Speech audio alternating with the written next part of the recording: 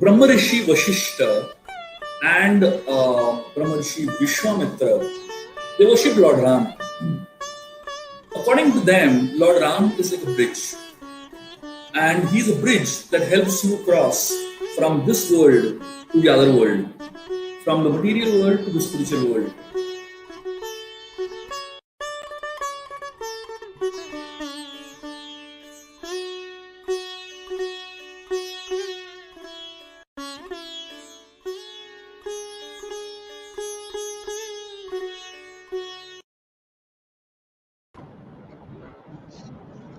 जय धारी माँ, हरे कृष्णा शुभा जी, जय धारी माँ मम्मी।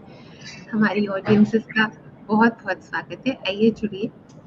आज का जो हमारा सेशन है वो है happiness not always satisfaction, not always satisfaction इसके नाम से, रोड विद करेज। मैं आपको थोड़ा सा उसका सार बता देती हूँ, थोड़ा सा सिंप्लीफाई हो जाएगा आपको इसका कॉन्टेक्स्ट समझने के लिए। Love has many shades to it. हर शेड को उसको हर रूप में embrace करना पड़ता है। Love is great responsibility, it's great duty, it's divine duty. वो निभानी पड़ती है, बट बहुत प्यार से। ये पूरा चैप्टर उसी के बारे में है। तो आइए चर्चा शुरू करते हैं। जी शुभा जी। The father had soaked in every bit of childhood of Lord Rama. And then Vishwamitra ji comes. Ji. Who is Vishwamitra? So chapter 4 of this book. Ji. So it's the chapter 4 of this book, which we will be, Dr. Shubha Vilas ji will be explaining. Chapter 4 of this book, Roar with Courage. So let's hear that. First 3 chapters, this have already been discussed in the last sessions. And today is the turn of the 4th chapter. Thank you. It's called Happiness, Not Always Satisfaction. शुभा जी, विश्वामित्र जी से शुरू करते हैं। कौन है ये? वो आते हैं और ये शुरू होता है ये हमारा पूरा किंग दशरथा जी का डिलेमा। जी। So, the Ramayan underplays the childhood of Lord Ram. Literally, Ram is born, and in 10 verses he becomes a youth. The reason is because the focus of the Ramayan is on the story of Lord Ram as an adult and how one should behave responsibly in a human life. That's the whole context of the Ramayana. And therefore, Dasharath Maharaj, he's celebrating the birth of Lord Ram. And then immediately after some time, he's thinking of the marriage of Lord Ram straight away. And while Dasharath is contemplating on the marriage of Lord Ram, and he's talking to some of his ministers about, the marriage of Lord Ram, suddenly a man comes declaring that Vishwamitra Muni has come. And Vishwamitra Muni is very angry and he's like storming into the court. So this watchman, this guard who was standing there, he was not able to understand who Vishwamitra was. He only saw him as an angry sage. But he didn't understand the greatness of this sage. So apparently when you look at a person from an external point of view, you don't understand the greatness of the person. The greatness of a person is known by hearing about his activities and his achievements, hearing about how much knowledge he has, how much wisdom the person has accumulated over a lifetime.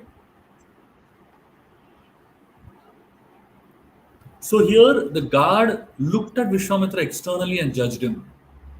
He thought this person is dressed as a saint, but he's a very angry person. So maybe Vishwamitra is just an angry saint. And this guard did not understand the greatness of Vishwamitra. Only when Dasharath told his guard, so when the moment the word guard used the word Vishwamitra, everyone in the courtroom stood up. And that's when the guard understood that this person who's standing outside is a great person. I misjudged him. And his perspective of looking at Vishwamitra changed. So Dasharath Maharaj runs out to receive Vishwamitra Muni. Vishwamitra is come for a purpose. The purpose for which Vishwamitra has come is to take Ram with him to help him complete his yajna. The word Vishwamitra means Vishwa means world and Mitra means friend. So Vishwamitra is the friend of the world. And the yajna that he's doing is for the welfare of the world. It is not for his selfish agenda. It is not for his own purpose. It is for the welfare of the whole society. And Vishwamitra is conducting such an yajna. And that is the mood in which this particular chapter begins.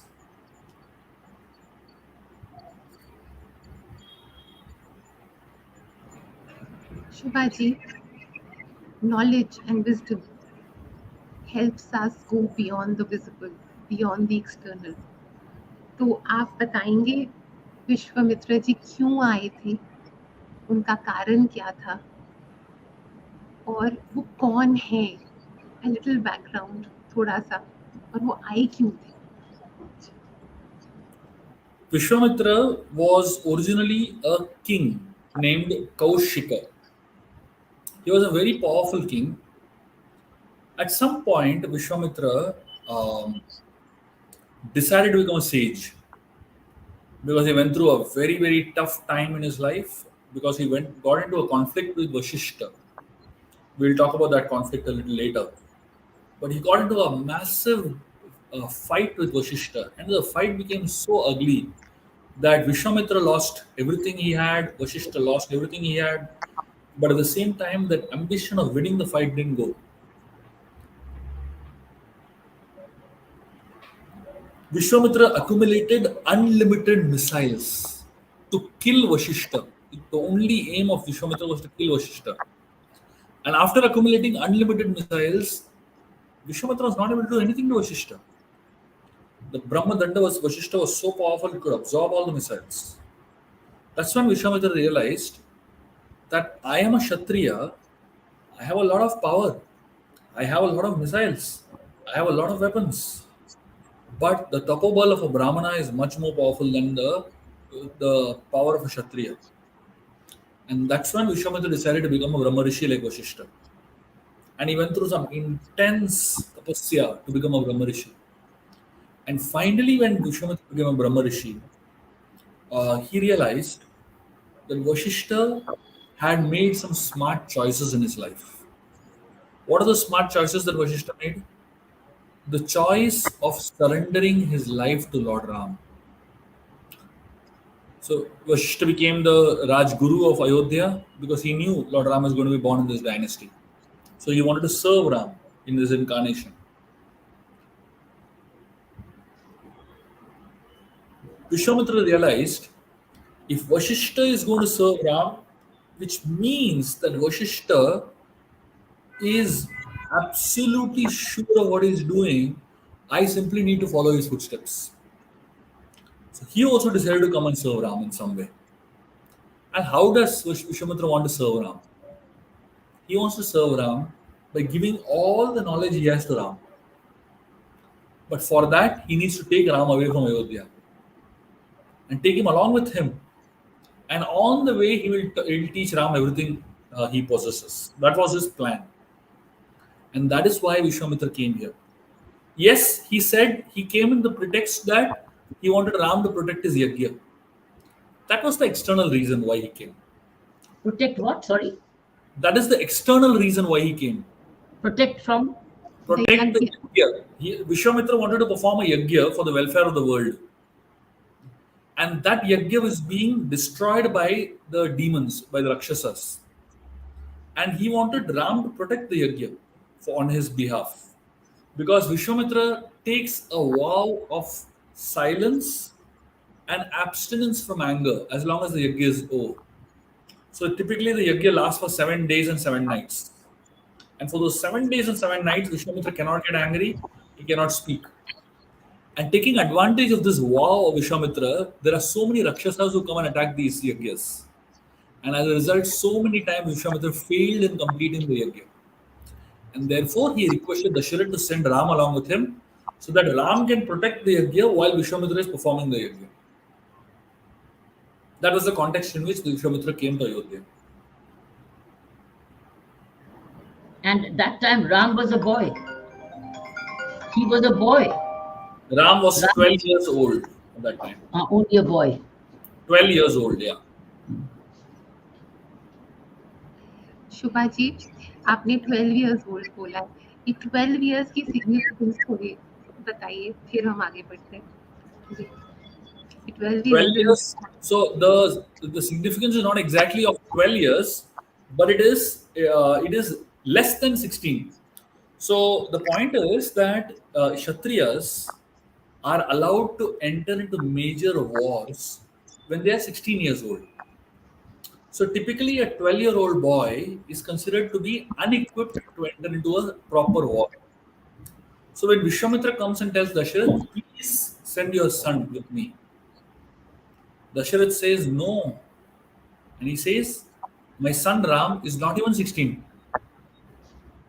So many people, many commentators, when they see this particular verse and Dasharath is saying, my son is not even 16, they conclude that Ram is 15 or maybe just reaching 16. But the Acharya explains no. Ram is 12. And the reason Dasharath is saying that he is not even 16 is simply to substantiate the fact that you need 16 years to be able to enter into war officially. So Dasharath is saying he is not even 16 in that context, that he is not qualified to enter into war officially. That's what Dasharath is trying to say. शुभा जी, थोड़ा सा उसके बारे में भी बताइए। Rajiva Lochana, the lotus eyed. जी, it's a beautiful little phrase. Yes. So when Vishwamitra comes and he comes into Ayodhya and he is very eager to take Ram with him, Dasharath is very disturbed. Dasharath actually gets bewildered, he gets shocked, he gets upset, he gets sad. Dasharath tells Vishwamitra Muni, if you had asked me for all my wealth, I would have given it to you easily. But you have asked me for my life. Ram is my life. How can I give my life to you and continue to live? So Dasharath tells Vishwamitra Muni that I am like a person who was born blind. But at a certain point, the blind man got eyes. And then after some time, he again loses his eyes. How will the blind man feel? Isn't it? So Dasharath did not have a child for a long period of time. And suddenly he got a child. And now this person is coming and saying, I'm taking your child away. So Dasharath is feeling exactly like that blind man who was once blind from the childhood, but he got his eyes, again lost his eyes. So Dasharath is saying, I cannot give him to you. He says, I will come myself. I'll get my entire army of Ayodhya to help you protect the Yajna. But please don't ask me. Vishwamitra, he is very clear what he wants. He tells Dasharath, please, don't want anything else. And then Dasharath actually makes him a promise. The moment Vishwamitra walks in, Dasharath is welcoming the sage, offering him a beautiful seat to sit on, offering him, washing his feet, etc. And then Dasharath tells the sage, please tell me what can I do for you. Whatever you say, I'll do for you. Now, giving promises like this open-ended promises like this is very risky. One should not give open-ended promises without knowing the consequence of that promise. So when Vishwamitra asks for Ram, Dasharath freaks out. And then Dasharath says this statement. He says, "My dear Vishwamitra, Ram is not even 16." And he says, "As soon as the sun sets, Ram's eyes close." So Dasharath calls him as Rajiva Lochana. Rajiva refers to the sun. Lochana means eyes. So the eyes of Lord Ram had the shape of a lotus petal. The lotus petals close when the sun sets, and the lotus petals bloom completely when the sun rises. So Dasharath is telling, my son is Rajiva Lochana. As soon as the sun sets, he feels sleepy. He goes to sleep. Your demons come out on the night only. How will Ram attack the demons? How will Ram help you with fighting against the demons when he's going to be fast asleep? Therefore, Dasharath says, Ram is Rajiva Lochana. And then Vishwamitra, to counter that statement of Dasharath Maharaj, to answer that statement of Dasharath Maharaj, Vishwamitra says, yes, Ram is Rajiva Lochana. Therefore, he should come with me. What does that mean now?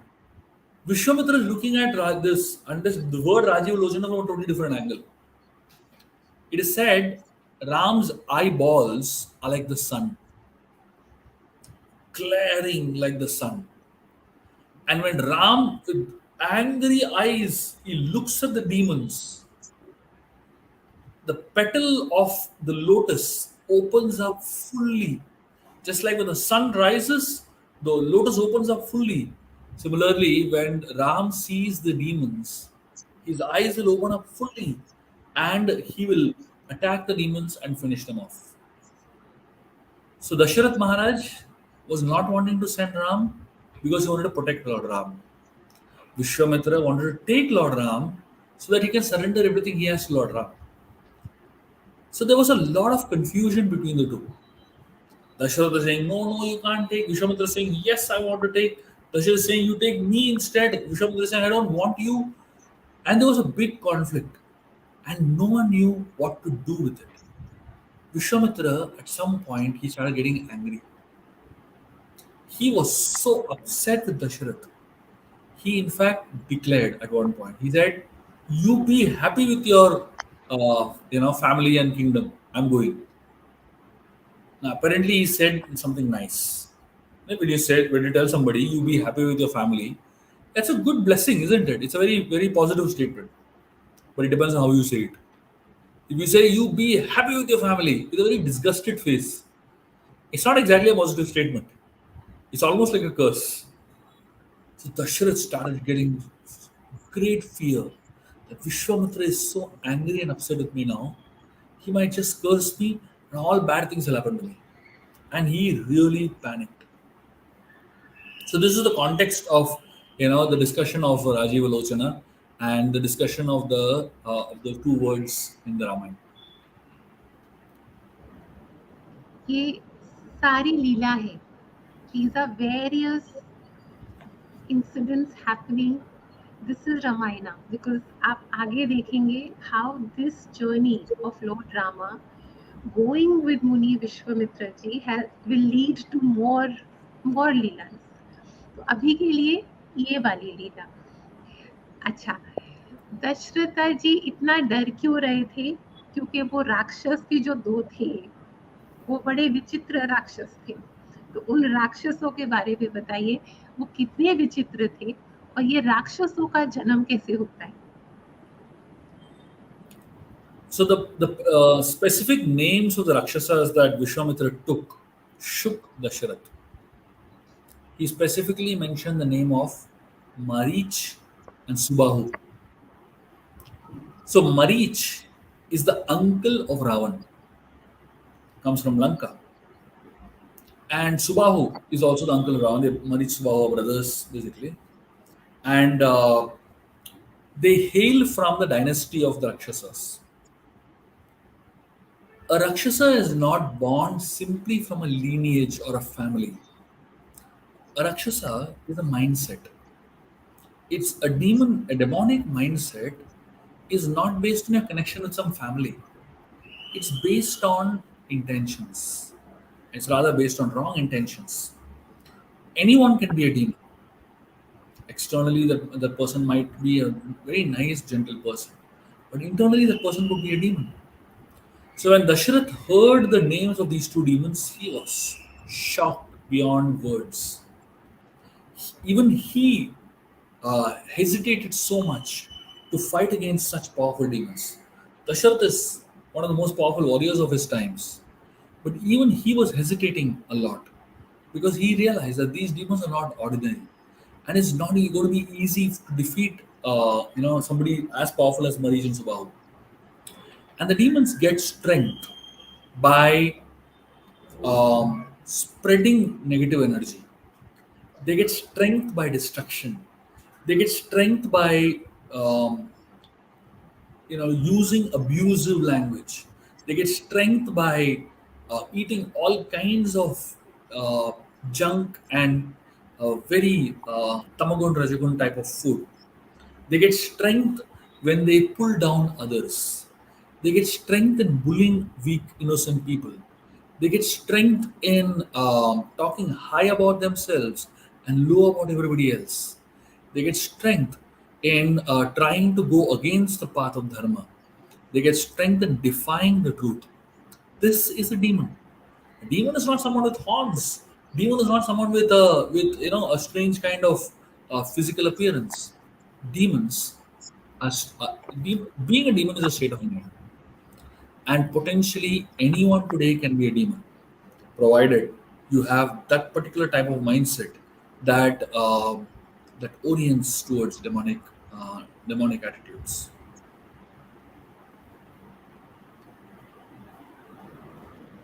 Shubha ji, going back a little, how did he build it up? How did Vishwamitra Muni ji build it up?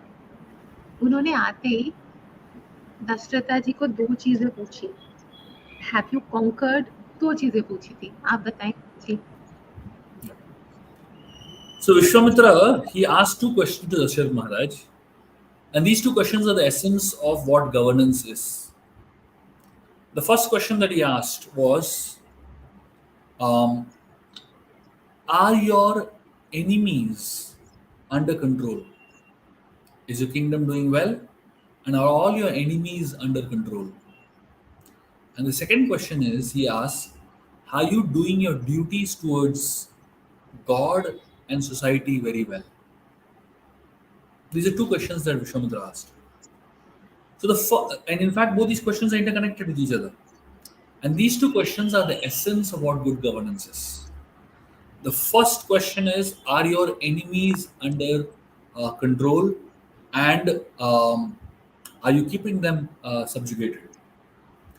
See, there are many people who conquer enemies, but after some time, the enemy becomes powerful, conquers back again. So here, Vishwamitra was talking about two types of enemies. One is the external enemies of the king, of the kingdom. Every kingdom has so many enemies.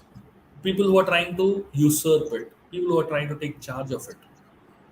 The second type of enemies are the internal enemies of the king, the external enemies of the kingdom, and the internal enemies of the king. What are the internal enemies of the king? The internal enemies of the king are lust, anger, greed, pride, illusion, envy. These are the internal enemies of the king.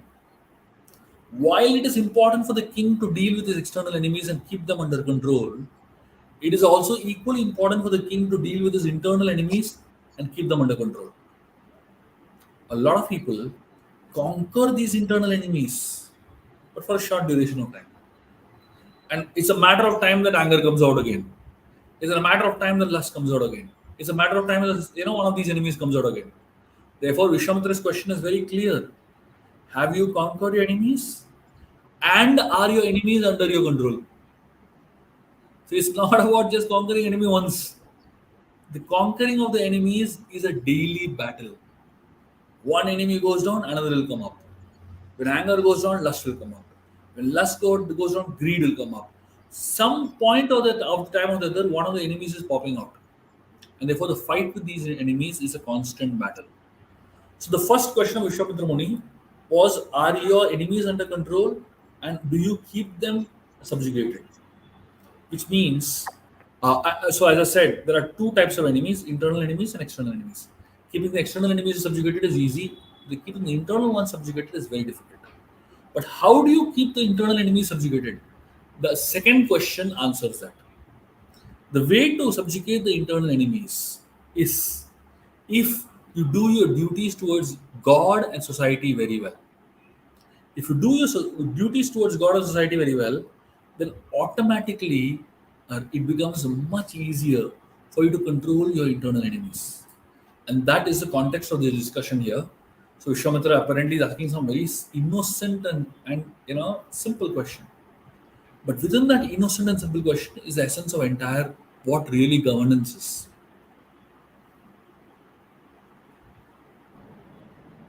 Shubhaji, can you tell us about the missiles that Vishwamitra Muniji had?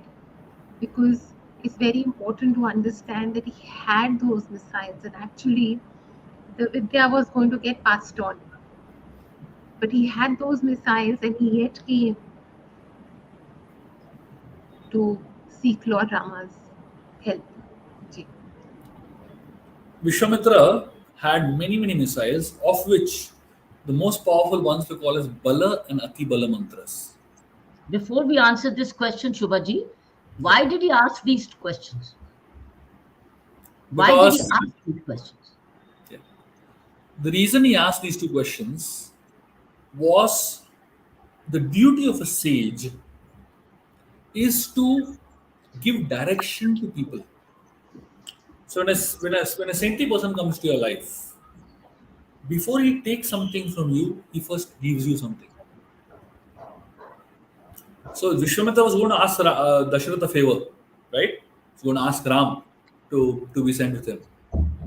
Before Vishwamitra asked a favor, he wanted to offer something to Dasharath. And what did he offer? These two questions, which were a powerful piece of wisdom. So if Dasharath just understood these two questions and ruled his kingdom based on these two questions, he will have a fantastic kingdom. Therefore, the role of a saint in our life, one is to give blessings, but also the second one is to give insights about how to live.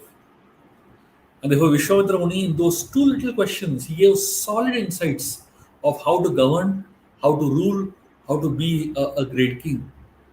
And then he started his discussion. Thank you. Makes sense. Yeah, It makes sense, isn't it? absolutely. Are your enemies under control, internal and external? Very good. Protecting the country, protecting the territory, and also self responsibility, self leadership. And secondly is, of course, doing your duties towards God and people. So what did he? It's very loaded. What did he expect? What kind of duty did he expect from Dashrath towards God? I can understand people. What was The, this? Yeah. the most important duty that all of us have towards God is expressing gratitude and offering prayers. Um, God has no expectations from us. But just like a mother becomes very happy when the child gives her a gift, and the child apparently is taking money from her only and giving her back. But the fact that the child is giving to the mother, it makes the mother very happy. So, what does God expect from us? He doesn't expect anything from us. But when we as children, out of gratitude towards Him, actually go out of our way and offer Him something, He becomes very happy. So that is our duty towards God, expressing our gratitude for whatever He has given us already, and expressing prayers of love. And yagna was the havans which they did, which we replicate in modern times, was both giving and gratitude. Correct. prayers and gratitude. So that's what Havans stand for. Absolutely. Until now, that's what Ahuti and Havan stand for, right? Correct.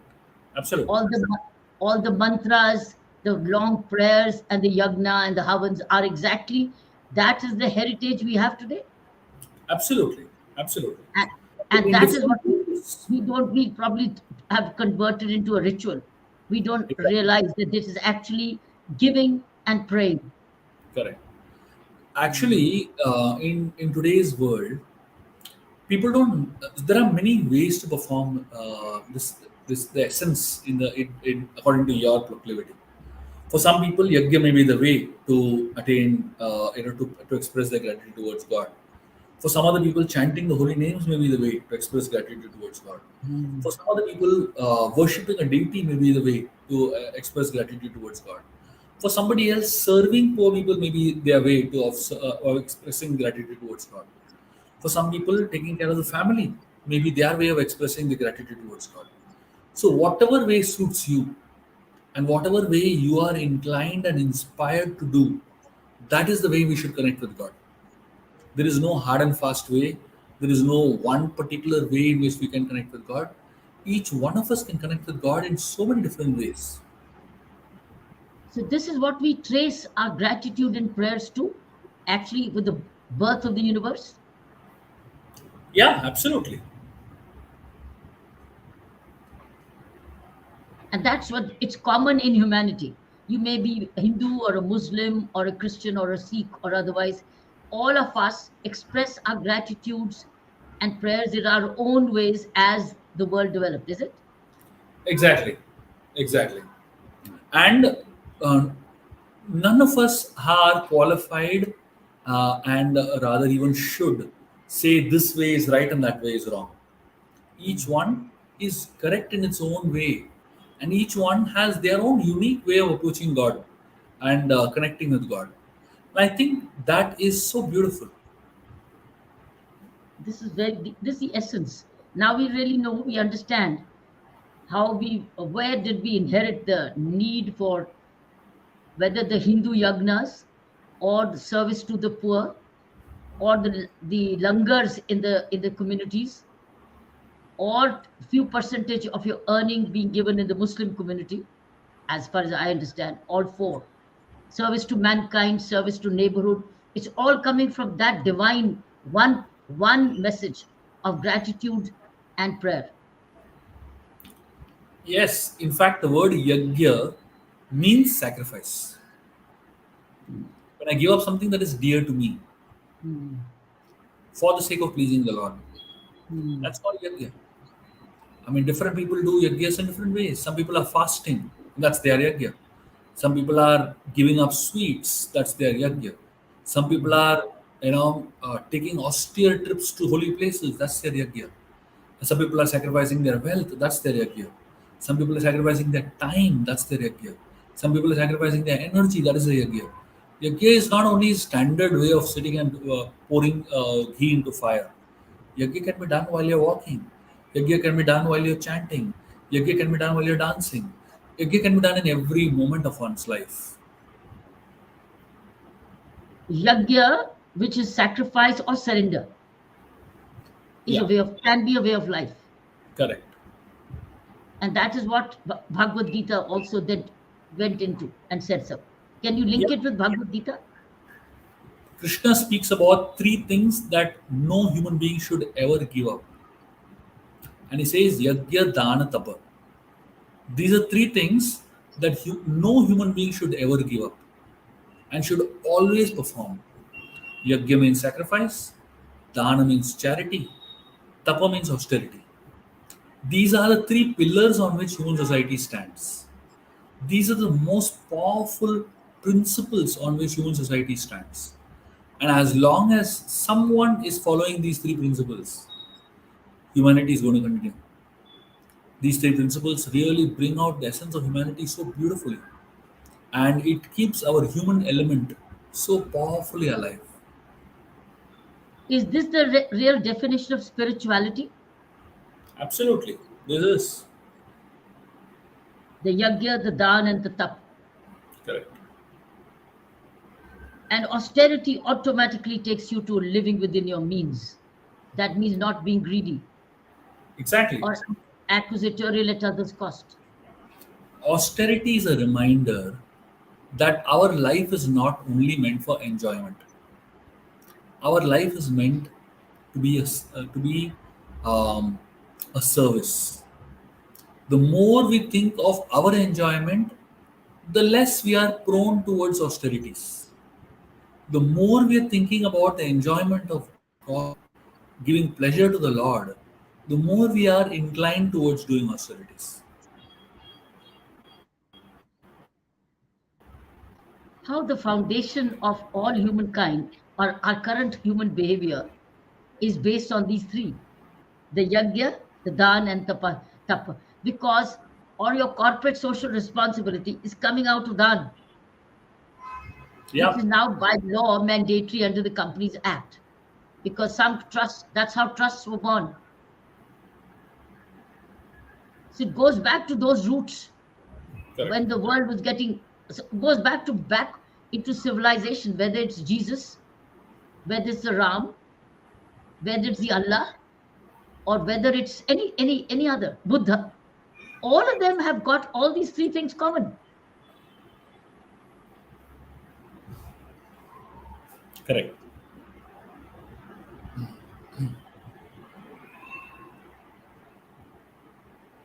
Ji, Shubha ji, coming back to the chapter, what was the higher purpose for wanting Lord Rama to come with him? Because the higher purpose,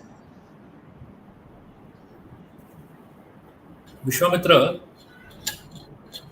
obviously, um, you know, he could have done the yajna through so many other means. There are so many other people that could have helped him potentially. He himself could have managed it because he had so many powers himself. But he chose to bring Ram for two reasons. One is so that he can serve Ram in those all those days that he is traveling with Ram. And Vishwamitra served Ram in so many ways. One of the most powerful ways he served Ram is telling him stories. Throughout their journey, every day Ram would hear so many stories from Vishwamitra Muni. And each of those stories gave Ram so many insights about life. If you really want to learn from someone, especially someone who is knowledgeable, the best way to learn from someone who is knowledgeable is keep your mouth shut. If you keep your mouth shut, there is a lot you can learn. So throughout the journey of Ram and Lakshman with Vishwamitra, they absorbed so many stories that Vishwamitra said, and they just kept quiet and heard those stories. So this is the first thing Vishwamitra gave Ram, and this is the first reason why Vishwamitra got Ram along with him. The second reason is Vishwamitra had so many missiles that he was holding on to. He wanted to share them with Ram. Interestingly, all these years, Vishwamitra has lived a lonely life in the forest. He has accumulated so much knowledge, but he never shared it with anybody. There are many people like this who read and read and read and read and read, accumulate so much knowledge, but they don't have the heart to share that knowledge with the world. They don't have the heart to share that knowledge with people. So Vishwamitra was accumulating so much knowledge, but he never shared it. But now he felt, I need to share what I have with Ram. And therefore, he gave Ram all the mantras, all the powers that he had, all the missiles that he had. He gave it to Ram. This is the second reason he got Ram along with him. The third reason was Vishwamitra eventually wanted to get Ram married with Sita. So Vishwamitra knew that Sita Swayamvar is happening. Vishwamitra knew that there are thousands of people trying to marry Sita. Most importantly, Vishwamitra knew that Ram is the most qualified person to marry Mother Sita. And therefore, Vishwamitra wanted to be that person that does that, connection. Interestingly, if you look at this story from another perspective, it actually conveys something very interesting. Vishwamitra represents the guru, the spiritual master. Sita represents the living entity, like all of us, you know. And Ram represents God. The role of the spiritual master is to connect the living entity with God. Just like Vishwamitra connected Sita and Ram, the guru connects us with God. That's the role of the guru. The marriage of Sita and Ram, from a subtler, from a human perspective, is the marriage of God with his devotee. The union of God with his devotee. So Vishwamitra, the guru's role is to bring the living entity to God and connect with God in great love. So these are the three reasons why Vishwamitra Muni brought Ram along with him. And these are the three prominent reasons that are described in the Ramayana. Why did he choose Ram, Vishwamitra? Why did he choose Ram? Because the reason he chose Ram was because Ram is the supreme Lord who is come for a particular purpose in this world. He knew And it. yeah, Vishwamitra knew it. Of course, he knew it because Vishwamitra was he was following Vashishta's footsteps. Vashishta was a great seer. He knew everything. Vishwamitra knew one thing, that if I follow Vashishta, my path towards perfection is clear. So originally Vishwamitra followed Vashishta out of anger. And then when Vishwamitra became a Brahma Rishi and he understood what a great person Vashishta is, he followed Vashishta out of love and respect. So he knew if Vashishta is sitting in Ayodhya, surely it means something special is there in Ayodhya. Otherwise, Vashishta is not going to sit in a kingdom. He always lives in a forest, in a very secluded situation. But if Vashishta given up the forest life and is coming and staying in a kingdom, it simply means there is something special in the kingdom. And then when Vishwamitra did the whole research, he realized that the Parabrahma that we all meditate on, the Supreme Lord that we all worship, that Supreme Lord is in Ayodhya in the form of Ram. And therefore Vishwamitra chose to do this service to Lord Ram and thus seek the blessings and the the good wishes of Lord Ram. Which is why Ayodhya as a bhumi, let's say, becomes exceedingly powerful,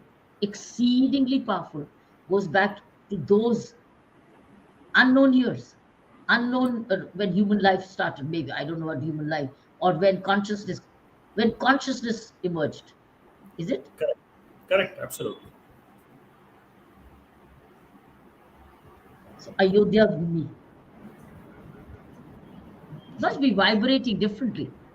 Ayodhya must be vibrating differently. Has somebody researched the difference of the vibrations of Ayodhya and outside? Anyway, different? I don't know if somebody has researched on that, but definitely if you go there, you feel the difference. I was there 2 weeks back, and I can't tell you how powerful it is to step into that land, the holy land of Ayodhya, into the vicinity of anywhere in the range of Ayodhya.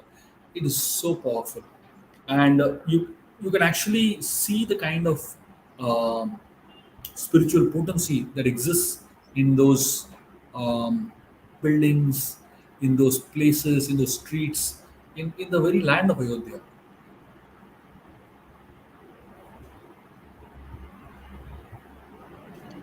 How Shubhaji, Ayodhya, Ram Janambhoomi and Ayodhya has settled so much in the psyche of every Indian.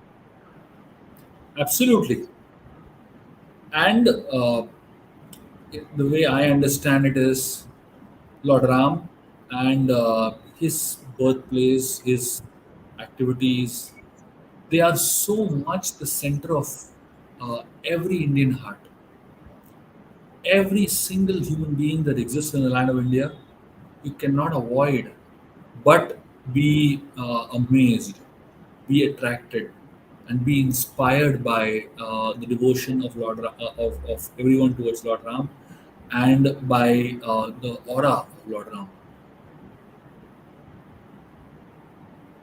People who were born in Ayodhya must be feeling differently, must be feeling very blessed. They are not ordinary people, for sure. To be born in the land of Ayodhya or Vrindavan or any of these holy places, it is not an ordinary birth. Uh, the great devotees, they actually say that whenever we go to these holy places and we come across people who are born in these holy places, live in these holy places, we should worship them, respect them, because it takes so much of good fortune for one to reside in these holy places. What to speak of being born in these holy places? It's like being born in Bethlehem. Yeah, It's interesting. It's interesting. Nobody's researched the difference of people between of being born in these kind of holy places and others. How are they different if they are? Because they have to be descendants, because they're about to be rebirths, if we believe in reincarnation. Just as Dalai Lama looks for a successor somewhere in Mongolia or Tibet or elsewhere, not from northern India, not from Delhi, not Mumbai, but he looks for places in Tibet or Mongolia, like he's done that now. right. So why should this happen? Because there's so much of writings on reincarnation. Why do saints look for people or reincarnations in these areas? Vrindavan, or let's say Vrindavan, or it's Ayodhya, or in Tibet for Buddhists for the next Dalai Lama. It's interesting, isn't it? It's emerging from your conversations. The place has a powerful impact on anything you do. Place of birth. Place of work, place of activity, the place in which you absorb the vibrations, it has a powerful impact on your life. That's why people go and stay back in these spiritual places. I remember my grandfather, for months together, he would just go away to Vrindavan. Absolutely. Now I realize why. There was a pull factor. Absolutely. All places born in Amritsar. Even if someone sleeps in a holy land, in holy place, it is like you get the benefit of offering obeisances. Offering a? Offering obeisances, prostrated Yes. obeisances. Yeah. So you have to just go and sleep in Vrindavan. You get the benefit of doing obeisances all night. Yes.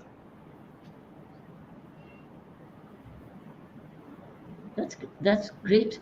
That's a great discussion, which is helping us. Many listeners listening to this, understanding it. It's coming from our what? Where is it coming from, Shubhaji? Where is this thinking, this realization or education coming from? What is the roots of this?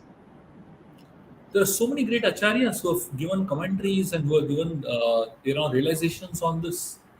Rupa Goswami, Sanatan Goswami, so many of these great souls have spoken so elaborately on dhamvas, residing in holy places and the glories of the holy places.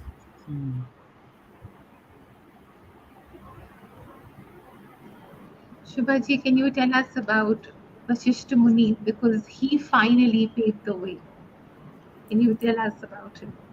So when Vishwamitra and Dasharath were having a discussion about taking Lord Ram to Siddhashram to help Vishwamitra with the yajna, the discussion was getting nowhere. Vishwamitra was very adamant, I want Ram only. Dasharath was very concerned. He's saying, no, no, take anybody else, take me, take my whole army, but not Ram. Vishwamitra was looking at the whole thing from the point of view of being a teacher, being a guru, being a devotee of God. And Dashrath was looking at everything from the point of view of being a father. So the role of a teacher and the role of a father are two different roles. The father looks for comfort for a child, but the teacher looks to solidify the child. And sometimes the solidification happens in a state of discomfort. If you provide children the most comfortable situation, do not think the child gets molded to be powerful. You will develop a weakling when you only give comforts. So Vishwamitra was looking at Ram from the point of a teacher. Just like To spot a diamond, you need refined eyes. Similarly, to spot a great student, you need a very refined teacher. And Vishwamitra had seen that in Ram, seen that spark in Ram. And he was taking Ram with him to polish him to become perfect. But Dasharath, he was more in the mood of protecting Ram. He's thinking, how will Ram go and do all this? So much danger is there, so much risk is there, so much of anxiety is there. Many parents are like Dasharath. They don't want to take any risk in terms of the child's discomfort and all that, but they take the risk of creating a very dissatisfied child. That is the biggest risk to take, isn't it? So by only thinking of the child's comfort and not thinking of the child's growth, you're actually not allowing the child to reach his full potential. So Vishwamitra is telling him, if he comes with me, I will give him so much. But Dasharatha is, no, no, no, no, no. I have already made a plan for my child. I can't, I have a full-fledged plan for his whole life. Please, you don't come and spoil my plan. Vashishta observed this and he realized both of them are wrong in their own ways and both of them are right in their own ways. Vishwamitra was right because he was concerned about Ram's growth. He saw Ram's potential. But he was wrong because his communication was bad. His style of communicating was not exactly the most healthy. He was like very angry, he was getting loud and all that. Dasharath was right because he was concerned about Ram. But he was wrong because he was overprotective about Ram. Vashishta realized, I need to mediate between the two. Vashishta played the role of a mediator. He helped Dasharath understand what Vishwamitra is trying to say. He told Dasharath, you want Ram to be in Ayodhya because you think that in Ayodhya, Ram will be very protected because the whole army of Ayodhya is there to protect him. But you don't understand, Ram is going to be more safe with Vishwamitra Muni than in Ayodhya. Because the kind of missiles and the kind of technology and the kind of power that Vishwamitra has, all the soldiers of Ayodhya put together don't have that. So Vashishta is saying, don't think that Ram is not going to be safe with Vishwamitra. He's going to be very safe there. And then Vashishta tells Dasharath that you have to allow Ram to flow from the river of Ayodhya to the ocean of Vishwamitra's knowledge. Dasharath was thinking, I keep Ram very safe here. But what we have is so small. But what Vishwamitra has to offer is an ocean. So he says, please, there are many plans that we make in life. But at some point in our life, we have to learn to let go of our plans. Like, sometimes the river bends. There's a flash flood. There's some massive change. And the river that is flowing in a particular way, it bends. When the river bends, you can't do anything about it. Can anyone change the course of the river? No one can do anything about it. When the river bends, sometimes villages get, taken away. But you can't do anything about it. You have to only let go. But when that water recedes, that land becomes more fertile than ever before. So sometimes when we have made some fixed plans and we find time changing the whole plan, we have to simply learn to let go. Vashishta, when he told all this to Dasharath Maharaj, Dasharath realized that I need to let go. And then Dasharath Maharaj called Lord Ram and told him, you should go with Vishwamitra. Dasharath didn't ask Ram, do you want to go with Vishwamitra? He told Ram, you have to go with Vishwamitra. And Ram didn't ask Dasharath, hey, did you ask me before making a plan? I have all my friends' parties and this and that. Ram never said anything like that. He said, my father has told me to go. That's it, I'm going. So that was the mood with which Lord Ram took it. and there was a mood with which Dashrath. So now, a person who is a senior, a father, a guru, or anybody who is older, when you instruct a younger person, you should remember that in your mind you should have the welfare of the younger person before you give an instruction, before you take any decision on their behalf. And when a younger person hears the decision coming from the older person, they should have faith that the older person has taken the decision on my behalf after considering all pros and cons. And only when you have that kind of faith in the intentions of the elder person can you accept it, isn't it? So Ram had Saina, full. yeah. Saina, I may have to leave for the next event, and I beg your leave. I want to say thank you. If you wish to carry on, Saina, you can. But I may have to now leave. It's 7 o'clock for me. जी But I need to leave. But I'm thoroughly grateful for amazing clarity and satsang I've had with you, Dr. Shubhaji. Very, very grateful. Thank you very much. I, I know Very- you're so busy. You involve yourself with so much of giving in your life. I keep seeing your messages, and Twitter handles the way you're holding many workshops, value-based workshops. You're doing so much of yagna in your life. But I'm so grateful that learning you've given me. Saina, I will beg leave to go into my जी next event at 7. जी जी Okay, can I thank can I stop the जी cab जी and go thank you proceed? I have few messages urgently waiting. जी थैंk you Thank जी you. Thank you. Thank you. Saina, you can wrap up if you wish. जी And thank जी you. I just All right. yeah Thank you. जी Jai Shri Ram. Thank you. Jai Shri Ram. जी Jai Shri Ram. yes yeah Shubha ji, just a last question, then we'll complete the program. I could feel the pangs of pain of King Dashratha while reading the chapter, and उन्होंने बोला विश्वामित्र जी को कि you are the mother and the father now.